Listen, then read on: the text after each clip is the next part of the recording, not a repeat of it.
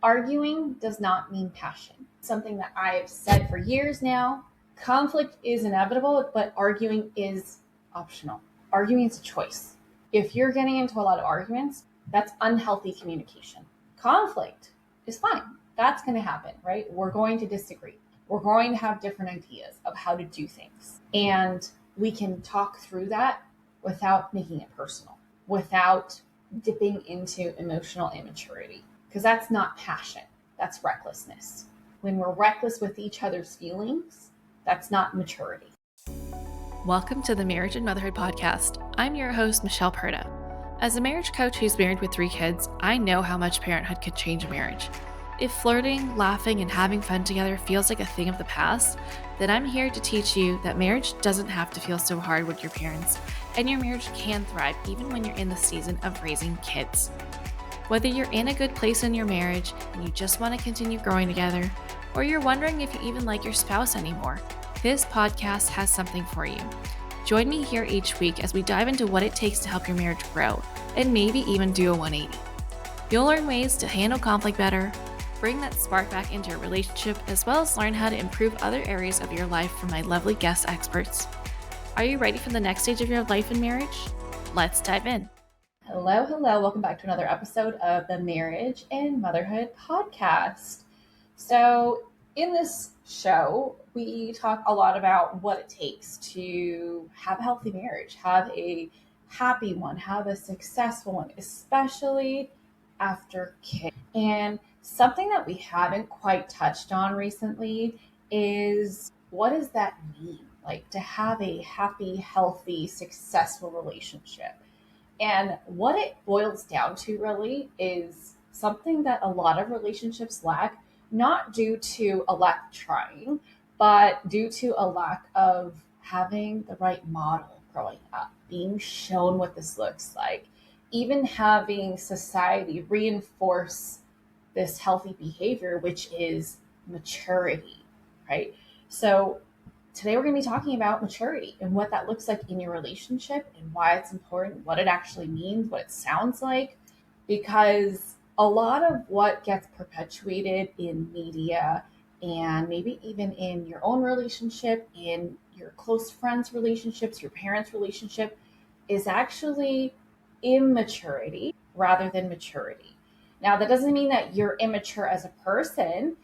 It's just that perhaps your framework for what maturity looks like could use some updating. It could use some growth, okay? Because we all do what we know, which means that we can't do what we don't know, right? And so we're going to update your definition of what it means to be mature in a relationship, in hopes that you can start to reflect and notice where you might have room for growth and take your relationship to the next level.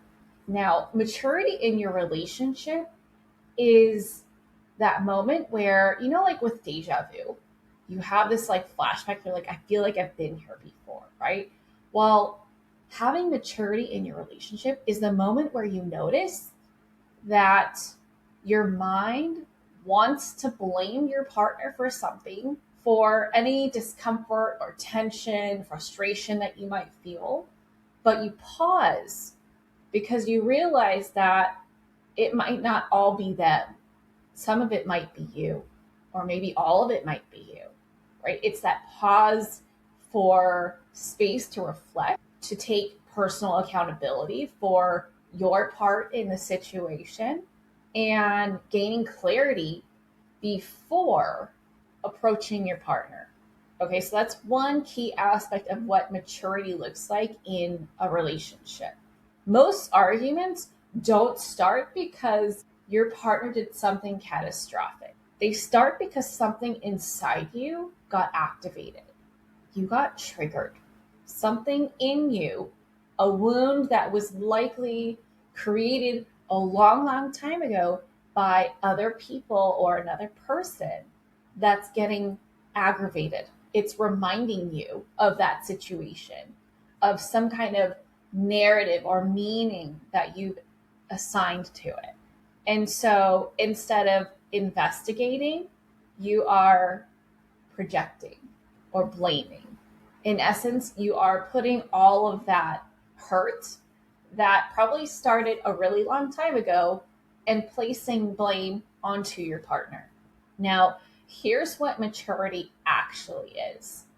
Emotional maturity in a relationship is the ability to experience and tolerate discomfort without immediately putting it onto your partner, right? It's like you are redirecting it to them. Anytime you feel uncomfortable and triggered, you give it to them. And that can look like yelling at them, getting really upset with them, blaming them, defensive. Emotional maturity is also being able to separate your feelings from who they are as a person, right? You're not quick to automatically think that they're the villain, right? 1 second before something happened, you're like, I love you, you're amazing, you're the best man I know.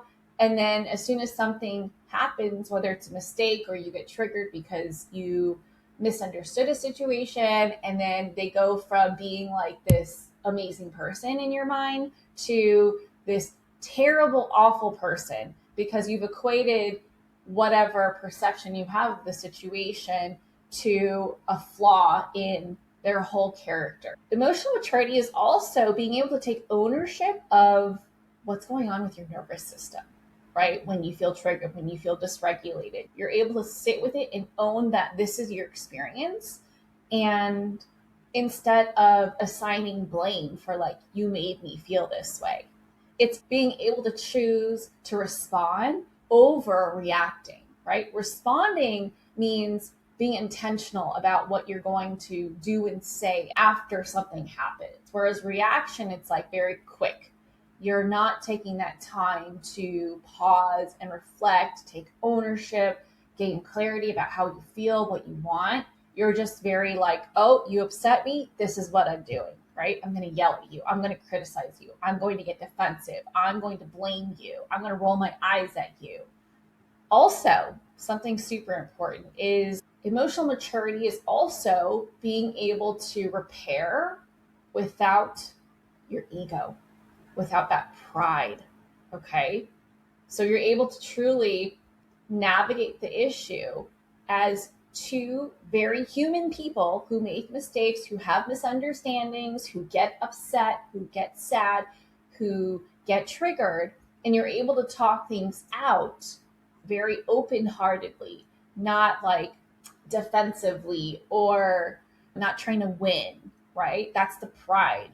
Like, oh, you hurt me, I'm going to get you back. I'm going to hurt you back.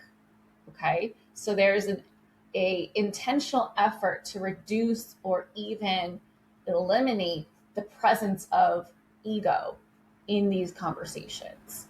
So it's not about who's right. It's about reaching for regulation. It's about noticing that you're dysregulated and doing things to have a successful conversation, right? In past episodes, I've talked about shifting our priority of wanting to resolve issues as quickly as possible and mistaking that for caring about the relationship a lot to prioritizing making sure that the conversation is productive, right? It's caring more about how you're each feeling in the conversation. Does everyone want to be there? Does everyone feel heard and supported? And do you have a voice? It's about being attuned to yourself, being attuned to your partner, and emphasizing connection over finishing the conversation as soon as possible. When you make that shift, that's what allows the conversation to actually get resolved sooner than if you just had that end goal of we're going to talk about this right now and we're not going to stop talking until we're done talking. Having that be your goal is what leads to conversations escalating into arguments. That's what leads to conversations talking about one thing and then spiraling into something else, only to have you guys both not liking each other and wondering how the conversation devolved to something else and not resolve the issue at all. Okay, that's where you end up sweeping things under the rug because you guys are talked out. You guys are emotionally drained. So, seeking regulation as the priority and setting up the conversation for success, although it may mean having the conversation over multiple conversations, it might seem like it takes longer. It actually is faster because you have less hurt feelings, you have actual resolution that comes out of it, and more importantly, you have connection that comes out of it rather than repeating the cycle of getting upset, arguing, having the topic changed, and then having nothing fixed at all and feeling really disconnected and dysregulated. Okay, so emotional maturity is also not about suppressing your feelings, right? This is by no means about, hey, you feel some type of way, force yourself to be calm. Think happy, everything's going to be okay. This is not what that's about, okay? That is actually emotional immaturity if you're just avoiding and hoping that it goes away and you don't ever have to talk about it, okay? Emotional maturity at its core is about being able to process what's going on before presenting them, right? So taking that pause to reflect and then having the conversation so that you're clear on how you feel, what you're wanting, what happened, really investigating your inner experience of the situation, and then kind of have it be like a tell all, but a collaborative one, right? So that you two can have the information that you need from each other and take all that and work together to figure out, okay, oh, I understand now why you did that. That makes so much sense. Okay, this is what was true for me. This is what happened on my side. Oh, okay, I got it. Now, what do we do with this information? How do we move forward? Okay, well, going forward, this is what I'll do now that I know that this is how you experience things. And now that I know that you are sensitive to this because of this thing in your past. Okay, that's what emotional maturity is. It's being able to feel something intensely without making it your partner's fault and truly seeing the issue as the issue rather than your partner as the issue and taking personal accountability for how you got there in the first place, right? Owning your part and also talking about what you're needing, advocating for your needs, but in a kind, respectful, collaborative way. Now, here's what we have mistaken for maturity as a society, as a collective. Most people think they're mature, and that's the problem, right? We have mistaken maturity for being calm on the outside, while deep down we feel resentful on the inside. That's avoidance, right? That's avoidance of understanding yourself. That's avoidance of communicating your needs and prioritizing keeping the peace, right? I think because we grew up not really having been taught how to feel our feelings and how to express our feelings in a healthy way, we feel like if we don't argue, if we keep the peace, if we're able to just show this like strong sense of self that we're unbothered by things, that means that we're mature. That's not always the case. That's just avoiding conflict. That's keeping the inner turmoil to yourself. However, it will eventually leak out into your behavior, right? Like the slamming of the cabinet doors or the lack of desire to connect with your partner, living parallel lives because you're just not interested, right? We've also mistaken intellectualizing what happened over actually feeling. The thing about our feelings is that if we don't actually let ourselves feel them, which most people don't, unfortunately, because we've been steered away from feeling our feelings, right? Like, how many times have you been told not to cry or to stop crying? How many times have you been told to suck it up? How many times have you been told, oh, that's not a big deal. You shouldn't worry about that. Think about this positive thing instead, right? So a lot of how we were raised and then further reinforced by society has been teaching us to avoid our feelings, right? And all this does is suppress our feelings. And what ends up happening is it becomes like this pressure cooker, right? It builds pressure with the more that we stuff down, and then all of a sudden we explode. And it's like, where did that come from? Well, from years, from decades of suppressing how we feel, for not speaking up, for not making changes to what we're experiencing, right? We keep putting ourselves in the same situation, or we don't say anything. And so everybody lives on as if nothing needs to change. Okay. Another thing we mistaken for maturity is emotional intensity, right? Calling it honesty, when really, oftentimes it's actually not being honest, but being mean.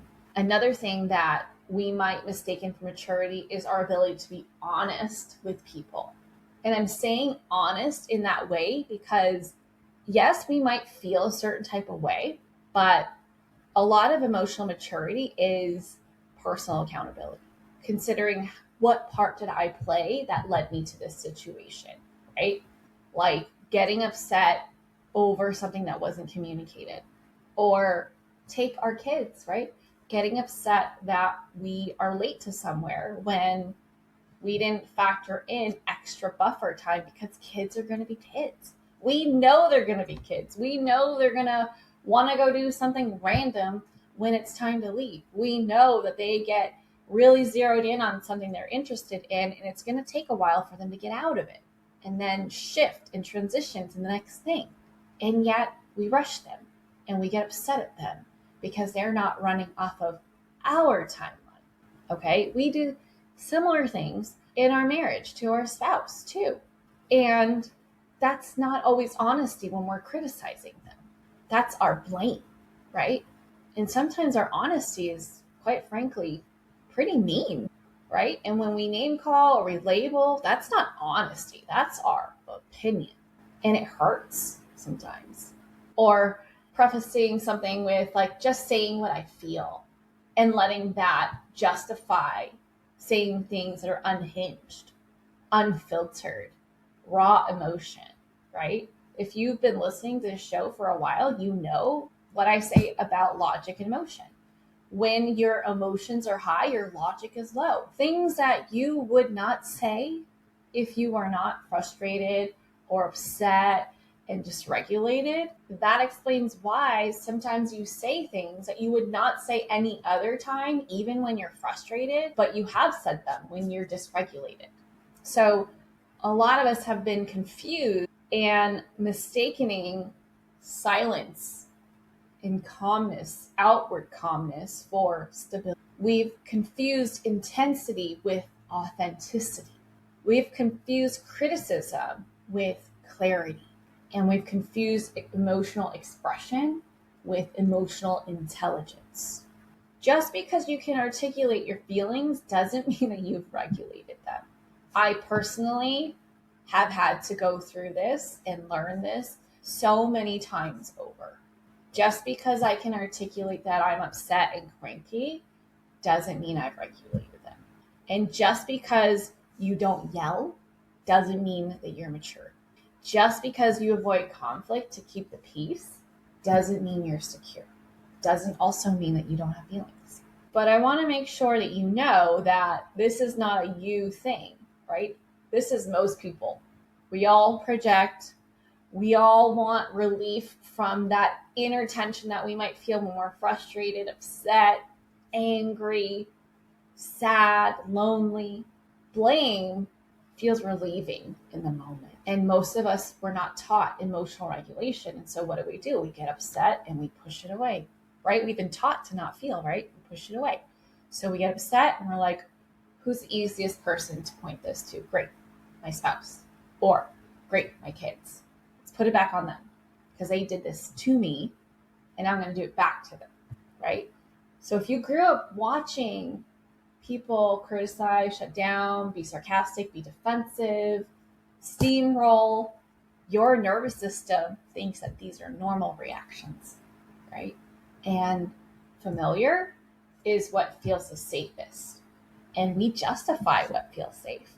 and justifying. And then in our minds, that's what feels right. That's what's the right thing to do. But just because this behavior has been normalized and it's common in relationships around you, it does not mean it's healthy. Okay? Here's what is happening. When you feel that tension, you might feel urgency, right? Your brain is like, get us out of here. We need to fix this right now. And your partner's right there. Obviously, before the thing happened, you were fine. And so you're like, okay, that's our target. We protect ourselves by projecting onto our partner. It says, if we make this about them, we don't have to be uncomfortable anymore. We have somewhere to direct all this energy and emotion to. But here's what maturity says instead. Let me check what's mine before I make it theirs, right? So while your mind is demanding relief, maturity asks that you pause and navigate through whatever is going on in a way that creates growth.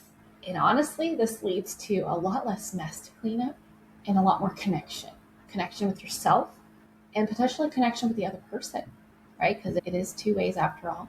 And here's what projection looks like in real life. Let's say you walk into the kitchen, there's dishes everywhere. And your immediate thought is like, why do I have to do everything? No one respects me. No one appreciates me. Why am I the only responsible one? And what's actually happening underneath is you're overstimulated, you're exhausted, you feel unsupported, you haven't clearly communicated your capacity. Maybe ownership hasn't even been established. Like, who even does dishes? Or maybe it has, right? And so your projection turns overwhelm into character judgment. So instead of saying, I am maxed out right now, I am burned out, I cannot do any, and this is a lot for me to be around, it turns into labeling the other person as selfish, inconsiderate, unsupportive. And this feels normal because culturally we've normalized turning unmet needs into accusations. And that behavior gets validated everywhere. We see it all over TV. We see it on Instagram with the funny reels, right? About how our husbands are just another one of our children. But validation isn't the same as confirmation that this is healthy, right? Another example is maybe your partner responded to you in a tone that you don't like. And you immediately think, why are you always so defensive? But inside, you've already been bracing yourself. You're already feeling tense. You're expecting friction because you've been here before. You've had these conversations before. And you interpreted something neutral as hostile because you were dysregulated, right? And so your mind is like, they're attacking us. But maturity says, I'm activated. I wonder if I'm reading this as an attack, but it's really not. And the truth is that most couples with kids are living in a chronic state of low-grade stress. We all know this, right? There's a lot to do. There's a lot of responsibility. There's a lot of people to care for. There's a lot of individualized parenting and needs that are going on. There's also the house to keep up. There's the activities. There's your job. There's the relationships. With all that in mind, it's easy to reach our limit. And that plays into how we interpret things. So we can't just look at each situation in isolation. We also have to look at what's my state of mind right now? Like before this happened, what did I walk into this situation already carrying? How does that play into this? Another example is you never plan dates. You never help. You never listen. When someone says never, what they often mean is, I feel unseen right now. I feel insignificant. I feel unappreciated. I feel unsupported. And this projection turns a moment into something that is absolutely true all the time. And it's an exaggeration, right? That's why I always tell my clients, try really, really hard not to use always or never, okay? Because that's just like, oh, that means that it always happens or it never happens. Not sometimes, not often, but always or never. And exaggerations are powerful. They have a large impact. And what it does is that it invites defensiveness instead of collaboration, right? When you use always or never, the other person is immediately going to be like, okay, let me think of a time that can prove that they're wrong. And most times, the situation isn't always or never. It might be often, it might be frequent, but it's not always or never. Okay? Here's what a lot of couples have normalized that I want to bring attention to. Arguing does not mean passion. Again, I'm going to repeat something that I've said for years now. Conflict is inevitable, but arguing is optional. Arguing is a choice. Okay? So, like, if you're getting into a lot of arguments, please do not mistake that for passion. That's unhealthy communication. Conflict is fine. That's going to happen, right? We're going to disagree. We're going to have different ideas of how to do things. And we can talk through that without making it personal, without dipping into emotional immaturity. Because that's not passion. That's recklessness, right? When we're reckless with each other's feelings, that's not maturity. We also believe that blaming is honesty. But with honesty, we also need to be very mindful of who's on the receiving end of this message. Is it going to be helpful? Is it necessary? What's the purpose of me sharing this? Venting also gets mistaken for processing. As a verbal processor, this is hard. This was a hard lesson learned for me. I need to be mindful of how I'm venting because that can lead to a lot of assumptions before I've even processed what I think, want, feel. And so sometimes I choose to vent to someone other than the person I need to talk to before so that I can make sure that the conversation I have with the person that I have an issue with is going to be an effective, productive conversation. I don't want to invite any unnecessary drama into my life. We all have enough with raising kids, and the more mindful and intentional we are, the more strategic we are, we can actually influence the amount of drama, arguments that we find ourselves in, or dare I say, create for ourselves. Okay. Also, reactivity is not equivalent to authenticity. Reactivity just shows that you've hit your edge and you haven't learned yet to give yourself that time and space to process on your own so that you can come back ready to engage in a conversation that's productive and has the goal of repairing and resolving. All projecting does is give short-term relief. It doesn't clarify anything. It doesn't empower anyone. It doesn't connect anyone. All it does is discharge emotion, and it's often misdirected. It erodes the safety and intimacy in your relationship. And safety is exactly what mature relationships are built on. So here's what emotional maturity looks like in action. It looks like pausing before speaking. It looks like identifying how you're feeling underneath surface level emotions, such as anger. It looks like being able to investigate what happened instead of automatically taking your experience as truth. It looks like owning your experience and your triggers before addressing what happened. It looks like coming back to collaborate instead of accuse and repairing without ego. Emotional maturity is not about suppressing your feelings. It's about understanding them before you assign them to someone else. This ties directly into how I teach communication to my clients. This is with keeping in mind intention versus impact. We can intend to fix things, but have a negative, corrosive impact on our relationship.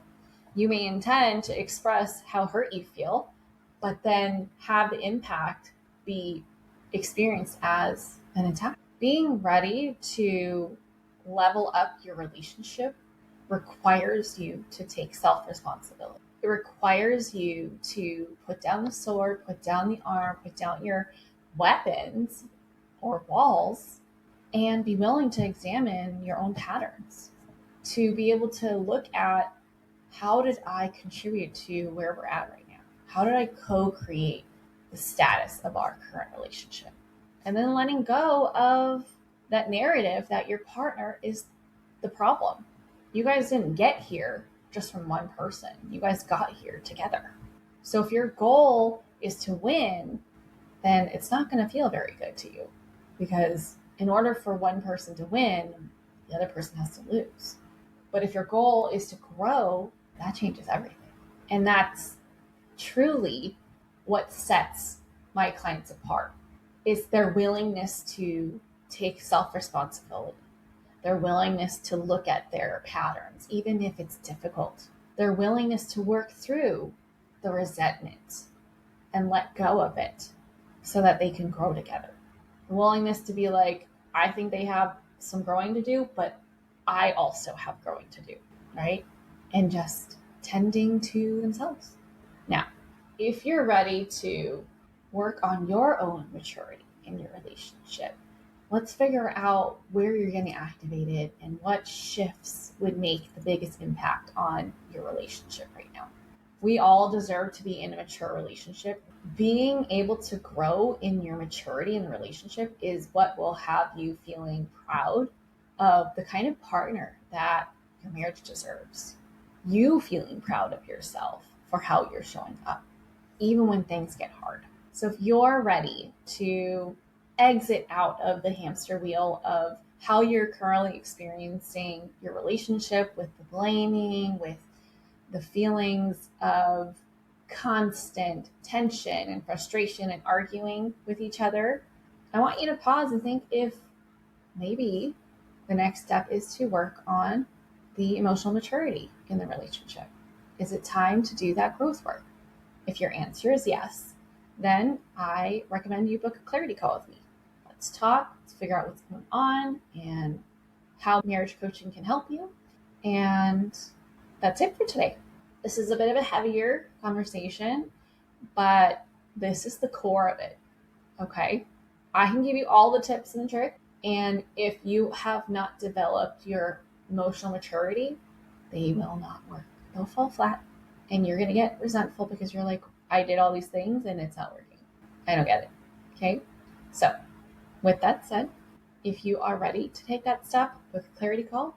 If you know someone that could benefit from listening to this episode, please share this with them. Better yet, post this in your Instagram stories and tag me. I'd love to give you a shout out. If you love the show, thank you so much for being here. I am so grateful that you support the show by listening and sharing it with your people. Please consider leaving a rating and review on Apple Podcasts or Spotify. That's what helps the show grow and helps more people like you get the support that they need. And I'll catch you back here on the next episode. Bye. That's it for this episode. I hope you enjoyed it as much as I enjoyed making it. If you did, please send me a message over on Instagram at Michelle Perta Coaching to let me know what you loved most about it. Hearing from my listeners is my absolute favorite. And if you've been loving this podcast, please leave a rating and review. This will help people like you find the show and get the help they need. Catch you here on the next episode. Bye.